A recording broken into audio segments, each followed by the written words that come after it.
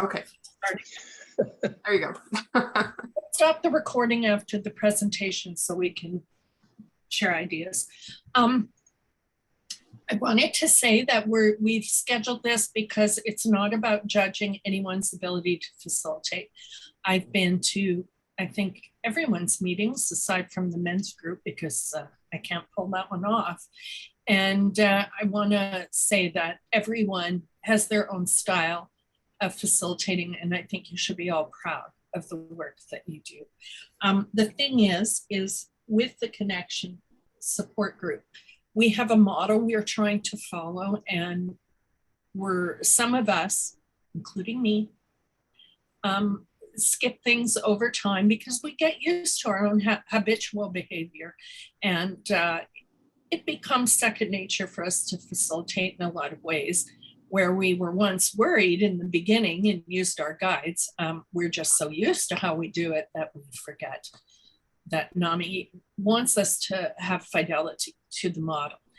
So if anyone attends from another state or is new, that their expectations are met when they come, meaning that, well, an absolutely new person wouldn't know what those expectations are.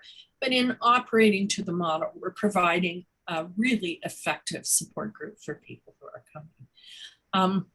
I don't know, do you want to add to that, Laurel? And then I want to introduce you. Yeah, that sounds great. As we go through the training, we'll be referring specifically to your facilitator guide. So if you have that nearby, that will be great for you to follow along with.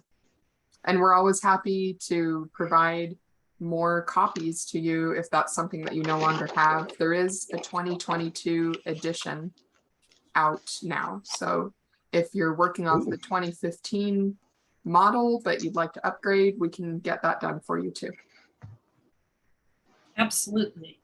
I want to thank Laurel, who's been extremely helpful and actually made the suggestion to me originally back, I think in May. Some of us have been facilitating for over a year, some of us for longer than that, but it's a good time to just check in, make sure we're all in the same space, deal with any issues that we might have. And I want to thank Laurel for doing all of this work. We should all be grateful to her. This was a lot of extra time that she doesn't get compensated for. So I want to say I really appreciate this, and it's a learning opportunity for me too. So thank you, Laurel. And Laurel's going to lead it up because she's done all this work. So thank you very much. Yeah, we all want to be better for our people, right? So, okay. So first we're going to go through that model super quickly. We'll say some words about fidelity to the model, why that's important, and then we'll move into the peaceful conversations method presented in your original training, but that we saw a lot of people had questions about in dealing with their co-facilitators. We'll cover our responsibilities with marketing and outreach. We'll go through data reporting with 720. Some of us are still new to that and figuring it out. And then finally, we'll hit those topics that you guys said you had specific questions about. Okay, diving in. So the model that we get from NAMI is evidence-based, and it's incredible. I actually recommend it to other people who are training to become counselors and therapists. I send them to the NAMI model because it gives you the structures that you need for your success. And it gives us 5 strategies for transition. Those are those ADA strategies, 4 structures for the conversation, keeping it in a positive place, 3 processes for the big issues that come up.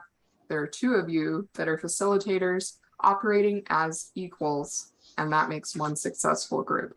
These are those strategies that aid us. And the first one, I've got this thumbs up lady. That's what we mean when we say affirm. Because we're saying yes to people. Inquire, easy, that's just questions. Direct is the one that a lot of people get hung up on because it sometimes can feel rude, but think about how useful a sign is on the highway. Sometimes people really do need to be told what to do and where to go. So this is a strategy that you can use to move that conversation.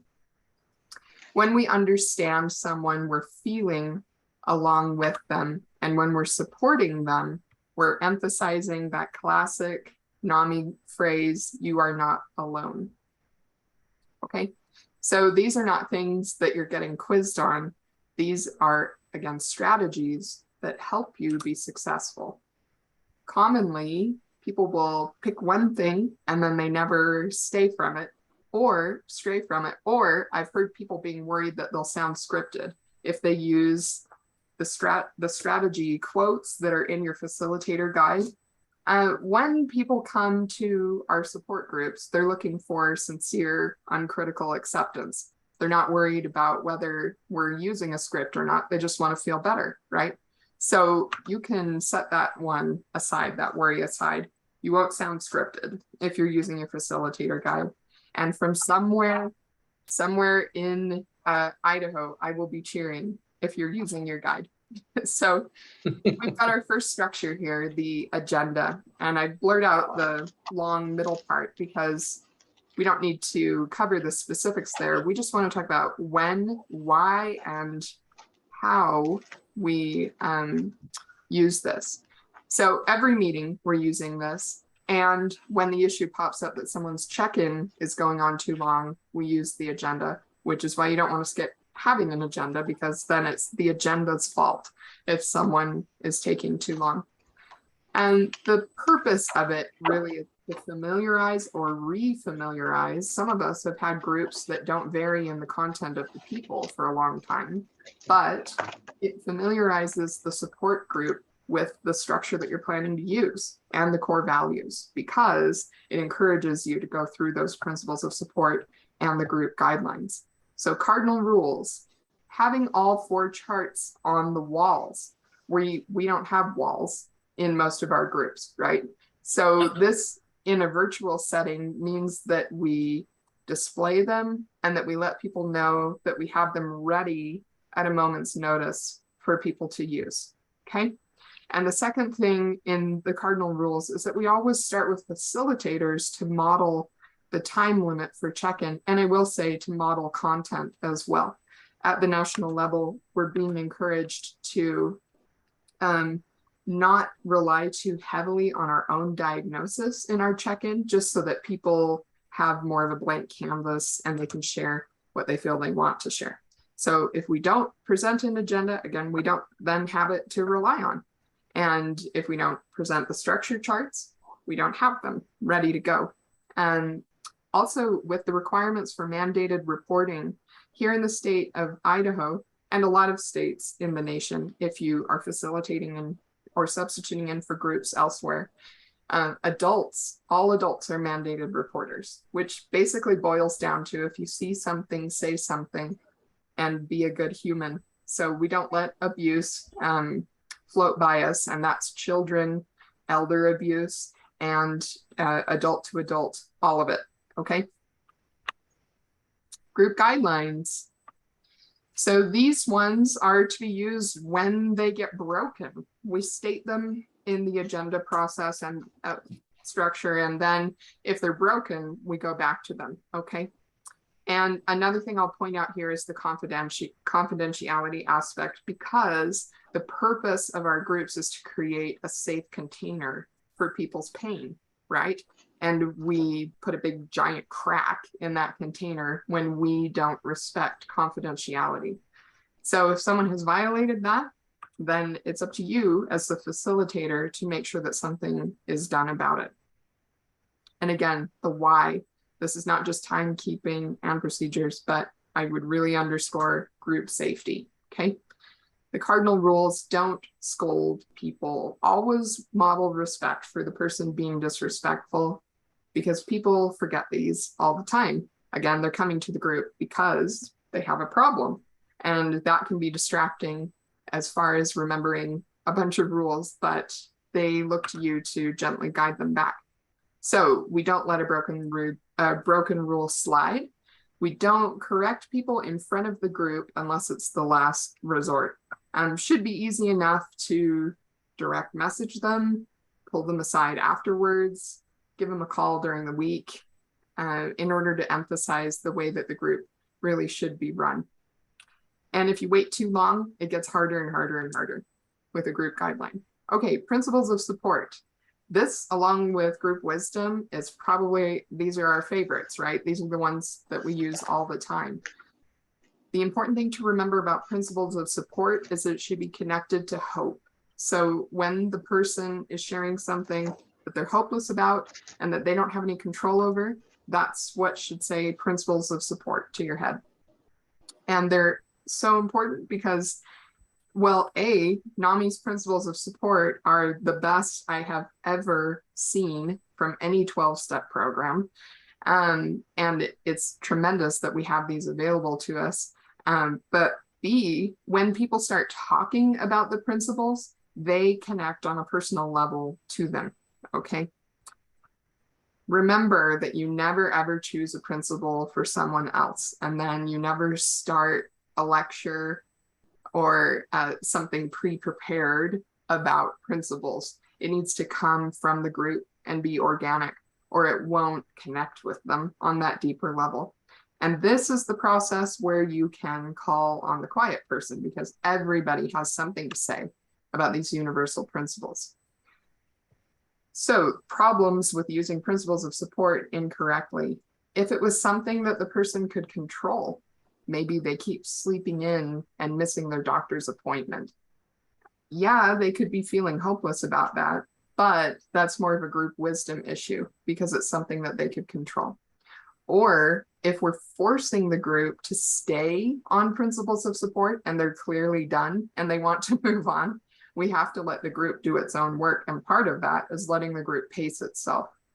And the third thing that we saw from your input from the surveys, thanks again, was that sometimes people are using this structure when they really should be using emotional stages. And that ends up being trying to patch a crack in the dam, right? Because this would just be a Band-Aid in that case, and it wouldn't be giving people the level of input and structure that they require. So emotional stages, which some people told us in the surveys, seem to be one that they hardly ever use. This is one that we use for super intense feelings, including confusion.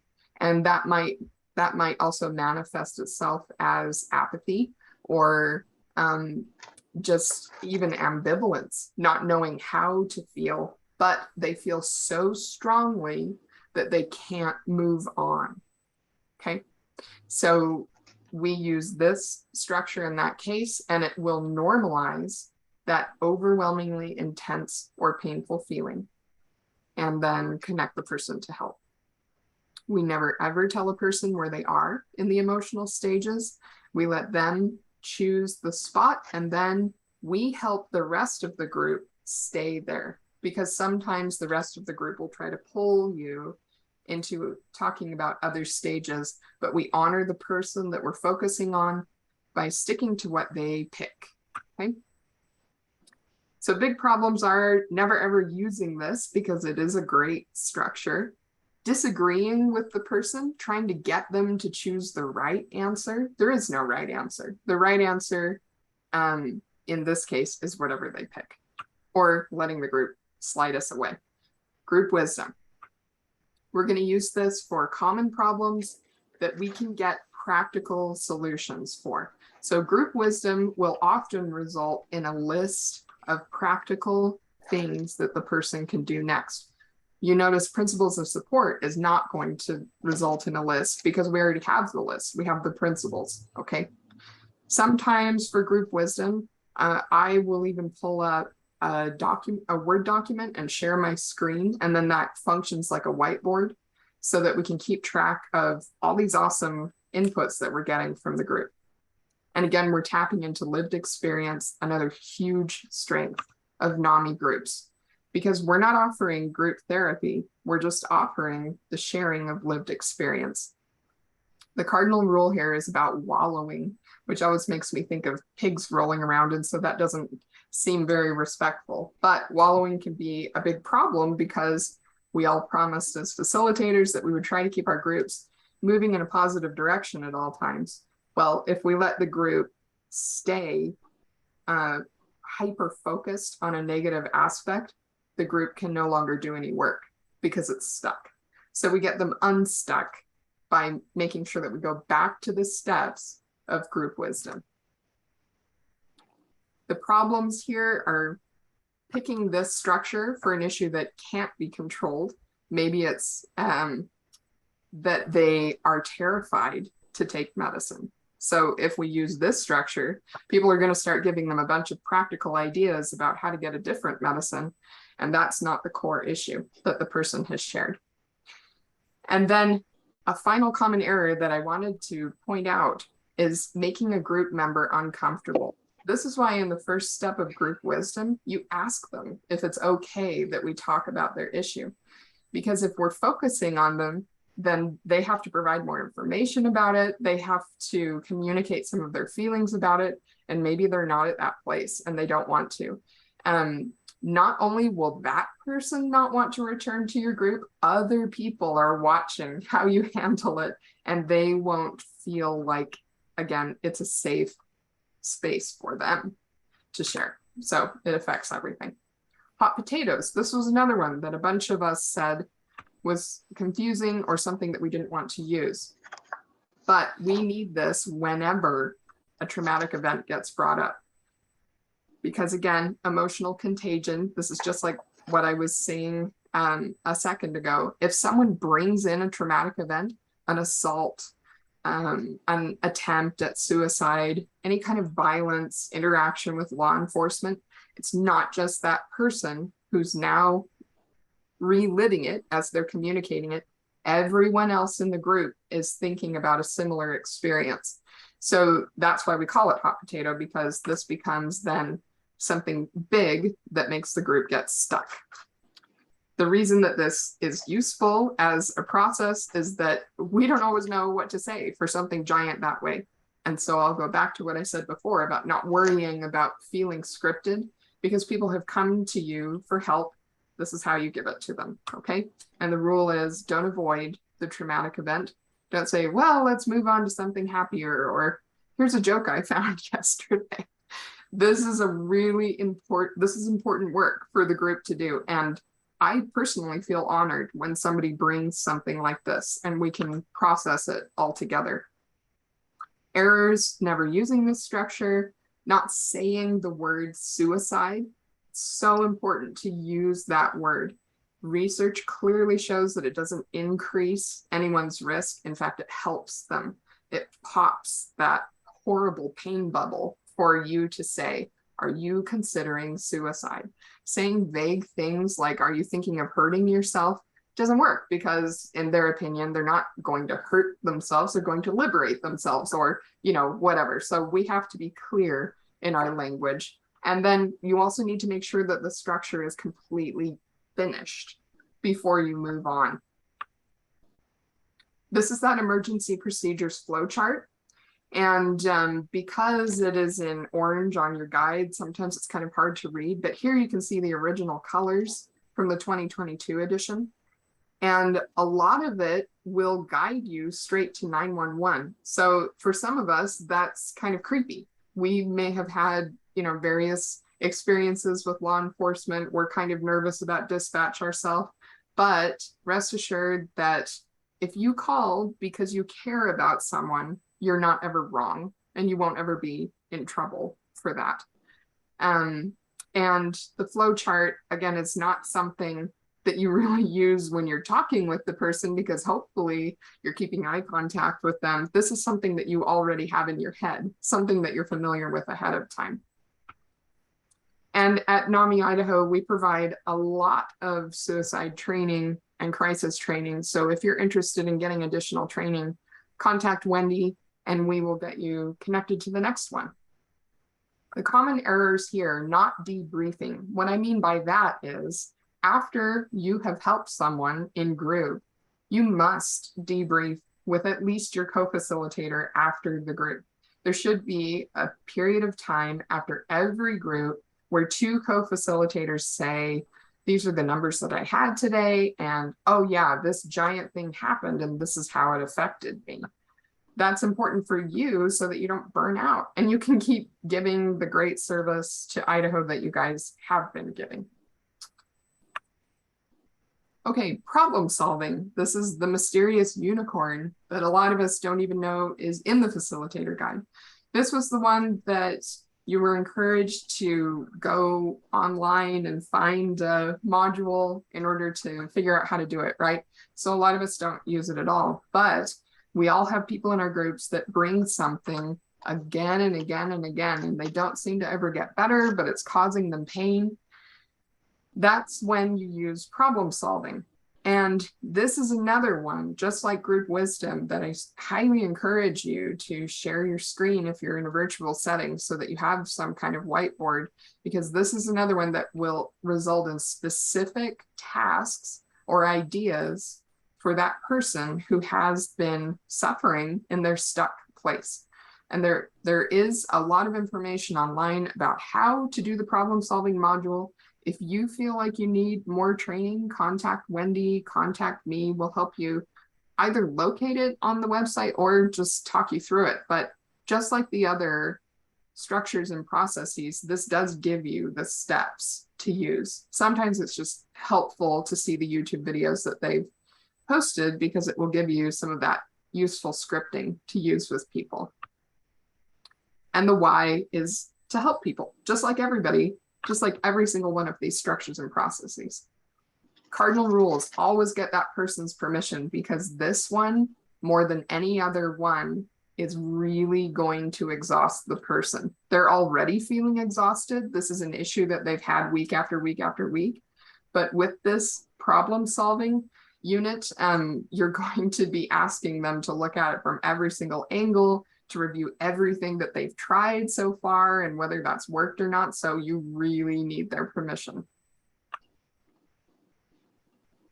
Okay, one of the errors I wanted to point out is sometimes we assume maybe the person can't improve. Maybe we're making some kind of judgment call about developmental disabilities or whatever. This is part of the entire model for a reason, and it's because everybody can get better from wherever they are at. And part of the way that it works is to have the person define their own problems so that it's in terms that they can understand. So don't worry about whether they can improve and just try. Okay, we're moving on to fidelity. That was the giant part. So we're on the downhill slope. We already talked about why people come to our groups. It's to receive sincere, uncritical acceptance, but that group gets a life of its own and it can pull you off course. That's why fidelity to the model, having it in your hand, is so important. And the group members are coming because they are trying to learn a consistent pattern for success. They get that from you when you're displaying the model. You don't want them to be dependent on you. You want them to learn how to do it themselves, right? That's our ultimate goal. That's what you want as a friend, as a parent, with any human relationship. And that's what the model helps you do. Okay, so these are the things that are getting in the way. Sometimes we think we know better. Sometimes we think, oh, they know all that stuff anyway, I don't need it with me. Sometimes over time, we just haven't even read the model for a while. And then finally, sometimes we'll just skip over stuff that seems confusing to us. But everything in the model is a great tool for you. Okay, the water glass. So imagine that this gal, Susan, tells a group that she wants a drink of water. She gets a cup out and immediately Jessica says, oh, you need ice for your cup. She dumps ice into the cup. And then Matthew says, your cup's not cold enough. And he throws it in the freezer. Hakeem pulls it back out and says, lemonade is way better. And he pours it in there. And then maybe May is saying, well, if you're dehydrated, try this popsicle. She shoves that into Susan's hand. And Crystal says, I prefer root beer. She pours that in her cup. Susan is looking at her cup full of mixed up weird juice concoction, and she's got a popsicle in her other hand, and she says, all I wanted was a glass of water. This is what happens when all of us become cooks in the kitchen, trying to put our own ideas on the model, trying to change what is great. Water is what you need when you're dehydrated. This model gives us the structures and processes for what people need when they're in crisis and they come to a NAMI connection group. So here are some examples from national about some common problems with personal preferences and beliefs when we're drifting away from fidelity. There are people who have added prayers to the beginning or end of their group, and that's not okay. That has to stop right away, because we welcome diversity of worship, of thought, of existence in our groups.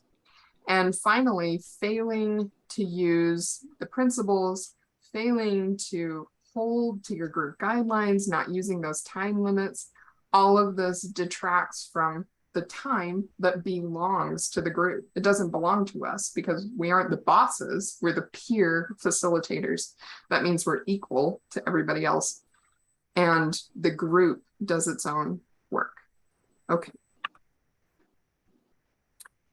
These are the things that we want you to remember. Always have 2 co-facilitators is partway down there. And the reason that I super emphasize that is that if you are using structures like hot potatoes, like handling an emergency, you may need to step away. And then who is running the group?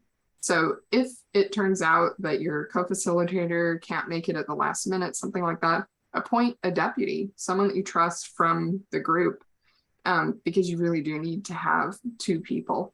And then it's really important to be consistent with your group so that people know how to find you. That seems like, but it has to be said.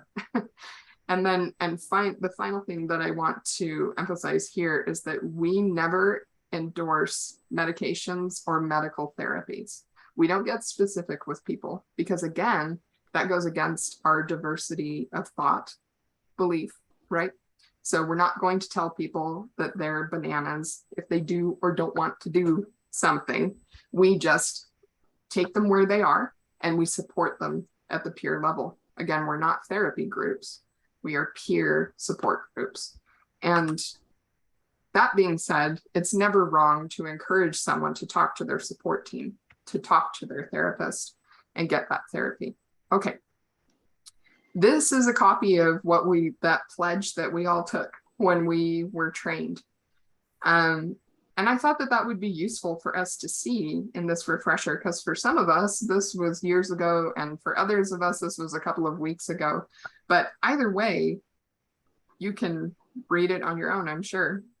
But we're promising that we'll be faithful to the model and dedicated to that greater good. And that means that we're actually using it. If you're faithful to it, you're actually using it. And looking for kind ways, speaking of kind ways to approach your co-facilitator, here is our model for peaceful conversations.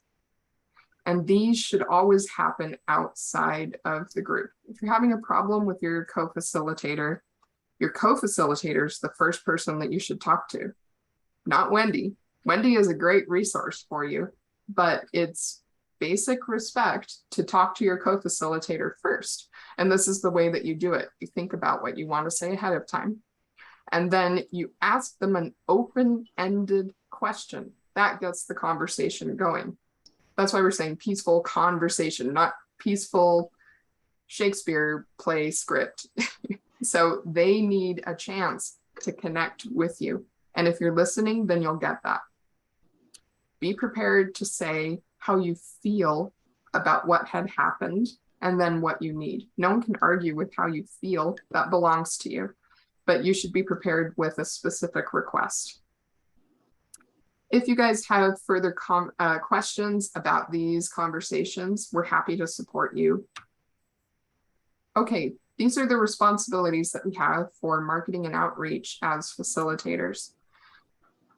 You are responsible to tell people about your group and to be kind of a cheerleader or an ambassador for the great work that you're doing. At the state level, we publicize things for you on the website, and we're always talking about the awesome opportunities across Idaho, but nothing will be as effective as you saying to another human, hey, I run a group and I'm inviting you.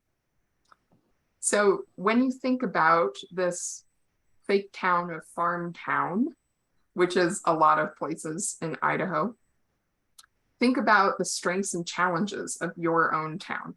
So in this imaginary farm town, they have a strong community that is church focused. That's where people tend to go for things. They communicate by word of mouth, and the neighbors tend to know and support one another. They have a couple of central locations and a couple of agencies focused on mental health, but it's not very active in this farm town. Their challenges include transportation. How are people going to get places? Maybe they don't have internet, and maybe they don't have places for programs to meet. Maybe there's low interest and attendance at the groups. Where have we seen this before? So when you're thinking about your own farm town, leverage those strengths, okay? Just because you might end up meeting at a church doesn't mean that you're incorporating any kind of threat to the diversity of thought that you're presenting in the group. You could just be thinking about meeting that transportation challenge, okay? Maybe you'll connect volunteers to each other. And as for the internet access, you can troubleshoot that. How are people getting connected to the internet? And then maybe you would meet them at the library, something like that. But when you are clear about the strengths and the challenges, then it's easier to find solutions. Okay, so then these are the examples here, and I would especially emphasize that the solution to low interest in attendance is to intensify your outreach efforts in unexplored organizations central to the community. I was talking to an association the other day of bankers, and they were interested. So you can be surprised on which organizations, which affiliate groups will be happy to share about your group. You just have to open your mouth and say something. Here's a list to get you thinking about places maybe you haven't tried before in your community. And really, it's just as easy as a business card. Here's a sample of one that we hand out. I just keep 30 of these in my purse, and I hand out probably that many a week to people who say that they say something like, I'm going through a tough time. And then I say, hey, there's a group of people that would totally get it, and you are very welcome. And then a card helps them find that information. Data reporting. A quick disclaimer, facilitators who don't report their data on 720 don't get facilitator perks from their affiliate. They create a burden for our programs coordinator, and they also prevent us from getting grant funding for our future programs. We need the data, and it should only take you about 5 minutes, maybe probably less. We're just asking you to give us 3 numbers, really. And this will be one of the 2 facilitators who will be responsible for doing this after each meeting. I recommend doing it right when the meeting ends, because I forget if I wait. This is what 720.nami.org looks like when you log in. So you would be a program leader. You would click that and then log in. It's the same credentials that you use for NAMI.org. And then you'll see at the top your most recent meeting. If you sort it here in the status and the order by date to complete and newest to oldest, you'll get the option to add data. That will show the most recent connection meeting that you had. Okay. Ooh, a handy arrow. All right. You'll have the program leaders, then just participants, how many came for the first time, how many were military related, and ding, create report. That's it.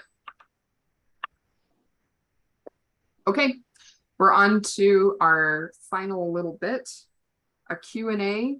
So people brought up several things that were interesting. What do you do if someone presents with a psychotic delusion in your group? This isn't unusual given our friends and the different things that they struggle with. What I will say is that it's really important not to try to convince the person that they're wrong. And this, I don't mean this in the sense of don't ever wake up a sleepwalker. It's not like you're going to cause damage to them, but you are wasting your energy. And that energy can be better spent in care for the person. So don't worry if, and I'm specifically referring to delusions of reference, things like that. So they feel like people are giving them weird signs, or they feel like people are starting to wear the same colors around them, that kind of thing. Don't worry about convincing them that that isn't really happening. That's not our role because we're not a therapy group. We're a peer support group. Focus on what you can help them with. If they're feeling really worried, move them to the principles of support structure, that kind of a thing. Someone else brought up, what if someone's family member is visiting and they want to come to our group? And that is not okay ever, because part of our safe space is that we can say whatever we need to say. So quite possibly the peer that's asking if it's okay if their family member is coming is hoping you'll say no. But you should say no either way, because we do have family groups for family members, and then we have peer groups for peers, and we don't mix them. Someone also brought up, what do we do if someone comes into our waiting room or they come into the main room? We haven't even begun group and they're in tears. Well, you're a human being before all else. So comfort them, talk to them. That's fine. It's important to have a structure, and it's important to start and stop on time and all of that. But if someone is in tears, then shift your focus to them. That's totally fine. We also have vying for control of the group. Okay, so maybe the group is refusing any processes. Maybe the group wants you to be in charge too much, which can be really rough too. And I would recommend that you review the agenda structure for that, because the agenda tells you what you do after check-in. If everybody checks in and says, I'm fine, and then they sit there and look at you, what do you do with the rest of that time? The agenda structure tells you where to go from there. And I personally usually have some philosophical question in my back pocket just in case everybody is doing well, because often once people start talking about it, actually they did have something that they came to the group for. Not that many people choose to take 90 minutes out of their week just for kicks and giggles. So there probably is something there. You just have to get people talking, and then they'll bring it up. We also had actually several people say, what do I do when my co-facilitator often fails to show up? The first thing to do is to talk to the co-facilitator according to our NAMI model. And if that has failed, then you talk to your affiliate that's sponsoring you. And after that, you have, of course, always the support of Wendy, our peer programs coordinator, to help you, because we want you to be successful and we want you to have all the people that you need in place in order to be successful. Okay, feeling burned out. If you're feeling burned out, say something. This is not a death march. This should be something that you want to keep doing because you care about the people in your group, care about the people of Idaho, want them to have better mental health, but you've got to care for yourself too. Self-care is so, so important. And we'll be saying more about that at our conference in the fall, but don't let yourself get that far. I would certainly hope that you would say something before then. There are a lot of people happy to help you. Make sure that you're on our Slack channel. There are people that will jump in and help with your meeting if you just can't do it. Another question that someone had was, what do I do when people want a lot of my time. Maybe they want to just tell a long, long story that won't stay in the here and now, but that's what's important to them. Okay, so in that case, we can we can kindly dismiss the group so that people can go on with their evenings. And then we've created a space if you have the emotional bandwidth to do that. If you're too tired, then just say, that's all the time we've got. And you can excuse the group. But if you can give time to that person, do it after the group has ended. And then let them vent, let them spin their wheels and offer that help that way. That would be our official suggestion. Okay, so it looks like we have a couple of extra questions. Paula, you have an extra question?